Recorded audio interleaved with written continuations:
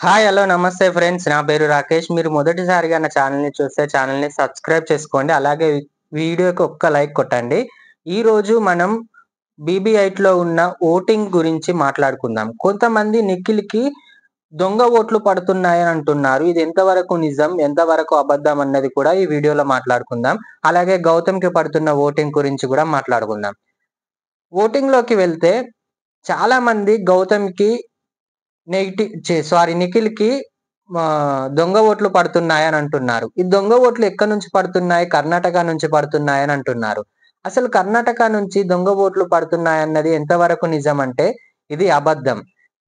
దొంగ ఓట్లు ఎందుకు పడతాయండి? వాళ్ళు కర్ణాటక స్టేట్ వాళ్ళు సపోర్ట్ చేసుకుందామని చూస్తున్నారు. మనం తెలుగు వాళ్ళం. మనం తెలుగు వాళ్ళకి సపోర్ట్ చేసుకుందామని మనమే రైజ్ చేసాం. అలాంటప్పుడు వాళ్ళేం చేస్తారు? వాళ్ళ సైడ్ వాళ్ళకు వాళ్ళు సపోర్ట్ చేసుకుందామని వాళ్ళనుకుంటున్నారు. అలాగే వాళ్ళు కాలేజీలో క్యాంపెయినింగ్ చేసుకుంటున్నారని అంటున్నారు.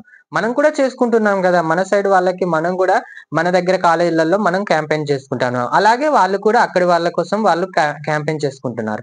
అసలు ఇండియా అంటేనే అందరం కలిసిమెలిసి ఉండేది. దానికి వీళ్ళు పోర్ట్రేట్ చేసిందేంటి? తెలుగు స్టేట్సు ఆహ్, కన్నడ స్టేట్స్ అని డివైడ్ చేశారు. ఇప్పుడు వీళ్ళు కూడా అలాగే చేస్తున్నారు. కన్నడ వాళ్ళు కూడా వాళ్ళ సైడ్ ఉన్న వాళ్ళని గెలిపించుకోవాలని వాళ్ళు ఆశపడుతున్నారు. ఇందులో తప్పేముంది నాకర్థం కావటం లేదు. జెన్యూన్‌గా చెప్తున్నాను. నిఖిల్‌కి దొంగ ఓట్లు పడడం లేదు. ఇవన్నీ కావాలని ఆహ్, అవతల వాళ్ళు ఏదో ఫేక్ ప్రచారం చేయాలని చేయడం తప్ప ఇందులో ఏమాత్రం నిజం లేదు. ఇది నేను నా ఓన్ డెసిషన్ మీద చెప్తున్నాను. ఇది మీకు రైట్ అయితే రైట్ కావచ్చు. రాంగ్ అయితే రాంగ్ కావచ్చు. నా ఒపీనియన్ ప్రకారం అయితే నిఖిల్‌కి ఆహ్, దొంగ ఓట్లు పడడం లేదు. ఎందుకంటే ఆయన టాప్ నుంచి ఫస్ట్ వారం నుంచి టాప్‌లోనే కొనసాగుతున్నాడు. అలాంటి వాడికి దొంగ ఓట్లు ఎందుకు పడతాయండి? ఇప్పుడు మరి గౌతమ్ మధ్యలో వచ్చాడు. మధ్యలో వచ్చేసి ఆల్రెడీ ఎలిమినేట్ అయిన పర్సన్ ఇప్పుడు మళ్ళీ సెకండ్ ప్లేస్‌లో ఉన్నాడంటే మరి అతనికి దొంగ ఓట్లు పడుతున్నాయని అనుకుందామా? అలా కాదు గదా! గౌతమ్‌కి కూడా ఫ్యాన్ బేస్ ఉంది. ఆయన ఆడే ఆటకు అందరూ ఫిదా అయిపోయి అతనికి కూడా ఓట్లు వేస్తున్నారు. ఒక తెలుగు వాడిగా ఆయనకు ఓట్లు వేద్దామని చాలా మంది కూడా ఓట్లు వేస్తున్నారు. అలాంటప్పుడు గౌతమ్‌ది దొంగ ఓట్లు కాంది నిఖిల్‌ది దొంగ ఓట్లు ఎలా అవుతాయి? ఆ మాత్రం సెన్స్ గూడా లేదా వీళ్ళకి అనేవాళ్ళకు? చాలా మంది రివ్యూయర్స్ గూడా చాలా నెగెటివ్‌గా ఇస్తున్నారు నిఖిల్ మీద. ఇది మానుకుంటే మంచిది. ఇక మనం ఓటింగ్ లిస్ట్ ప్రకారం పోతే మాత్రం ఈ వారం యాజ్ యూజువల్లీ నిఖిల్ టాప్‌లో ఉన్నాడు. నిఖిల్‌కి ఎంత లేదన్నా 52% ఓటింగ్ నిఖిల్‌కే పడుతుంది. నేను అందరి యూట్యూబ్ ఛానెల్స్ వాళ్ళ పోలింగ్ చెక్ చేశాను. ప్రతి దాంట్లో అబోవ్ 50 ఉంది కానీ తక్కువ మాత్రం లేదు నిఖిల్‌కి. కొన్ని దాంట్లో 30 ఉంది. కొన్ని దాంట్లో 40 ఉంది. కొన్ని దాంట్లో 60 గూడా ఉంది. అలా ఉంది నిఖిల్‌కి ఓటింగ్. నిఖిల్‌కి ఓటింగ్ చాలా మంచిగా జరుగుతుంది. ఇంకా నిఖిల్ ఓటింగ్ పెరిగింది. ఈ వారం నిఖిల్ ఓటింగ్ చాలా పెరిగిందనే చెప్పచ్చు. గౌతమ్‌కి కూడా చాలా మంచి ఓటింగ్ పడుతుంది.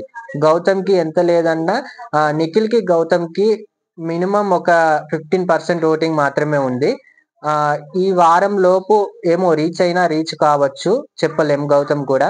చాలా బాగా ఉంది ఓటింగ్ గౌతమ్‌కి. అలాగే థర్డ్ ప్లేస్‌లో ఉందెవరంటే నబిల్ ఉన్నాడు. నబిల్‌కి ఆహ్, 17% గౌతమ్‌కి, నబిల్‌కి 17% తేడా ఉంది.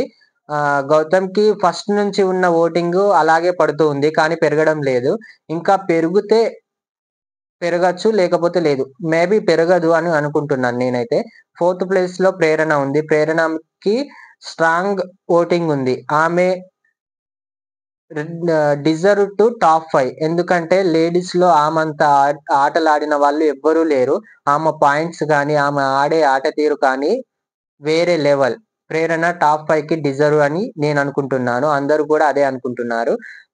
అలాగే ఫిఫ్త్ ప్లేస్‌లో ఎవరున్నారంటే విష్ణుప్రియ ఉంది. విష్ణుప్రియ ఈ వారం ఓటింగ్ చాలా బాగా పెరిగింది విష్ణుప్రియకి. ఎందుకంటే ఆమె ప్రవర్తించే తీరు కానీ, ఆమె జెన్యూనిటీ కానీ వేరే లెవెల్ అని చెప్పచ్చు. విష్ణుప్రియ అంటే వేరే లెవెల్ ఇగ. అలాగా ఓటింగ్ జరుగుతుంది. ఎందుకంటే ఆమెకు దొరికిన ప్రతి ఛాన్స్‌లో వేరే వాళ్ళకిస్తూ మొన్న కూడా రోహిణికి ఆహ్, ఒక టాస్క్‌లో ఆమె ముందుకెళ్ళడానికి సహాయపడింది. ఆ జెన్యూనిటీ చూసి అందరూ ఫిదా అయిపోయారు. విష్ణుప్రియకి ఓటింగ్ చాలా బాగా జరుగుతుంది. 5థ్ ప్లేస్‌లో కొనసాగుతున్నారు. ఇక 6థ్ ప్లేస్‌లో ఉందెవరంటే రోహిణి. రోహిణి మాత్రం ఈ వారం డేంజర్ జోన్‌లో ఉంది. ఎందుకంటే రోహిణి చేసింది ఒకే ఒక తప్పు. ఆమె నామినేషన్స్‌లోకి రాకపోవడం. నామినేషన్స్‌లోకి వస్తే ఆమెకు ఒక ఓటింగ్ అనేది జరిగేది. అందరూ ఒకరు అట్రాక్ట్ అయ్యేవాళ్ళు. కానీ ఆమె నామినేషన్స్‌లోకి రాకపోయేసరికి ఆమె ఓటింగ్ అనేది పడిపోతూ ఉంది. ఇప్పుడు ఒకేసారి నామినేషన్‌లోకొచ్చే వరకి ఆల్రెడీ అందరూ ఒక్కొక్కరికని ఫేవరెట్ అయిపోయారు. రోహిణికచ్చేసరికి ఎవరు ఓట్లేయడానికి ఇష్టం పడడం లేదు. కానీ రోహిణి మాత్రం ఆడిన గేమ్స్ మాత్రం, ఆమె చేసిన ధైర్యాలు మాత్రం చాలా ఆహ్, బాగా చేసింది. ఆమె టాప్ 5కి రావాల్సింది కానీ బ్యాడ్ లక్ ఆమె రాలేకపోతుంది. ఈ వారం రోహిణి ఎలిమినేట్ కాబోతుంది. ఇక అవినాష్ సంగతి వస్తే అవినాష్ నెక్స్ట్ వీక్ ఎలిమినేట్ అవుతాడేమో అనిపిస్తుంది. అవినాష్ మిడ్ వీక్‌లో ఎలిమినేట్ అవుతాడు కంపల్సరీ. టాప్ 5 మాత్రం నిఖిల్, గౌతమ్, నబిల్, ప్రేరణ అండ్ విష్ణుప్రియ. వీళ్ళు ఐదుగురే టాప్ 5లో కొనసాగుతున్నారు. వీళ్ళే టాప్ 5లోకి వెళ్తారు కూడా. ఇదండి ఈ రోజున్న అప్డేట్స్. మీకు ఈ వీడియో నచ్చితే వీడియోకి ఒక లైక్ చేయండి. అలాగే వీడియోని షేర్ చేయండి. మా ఛానెల్‌ని సబ్స్క్రైబ్ చేసుకోండి. Bye friends.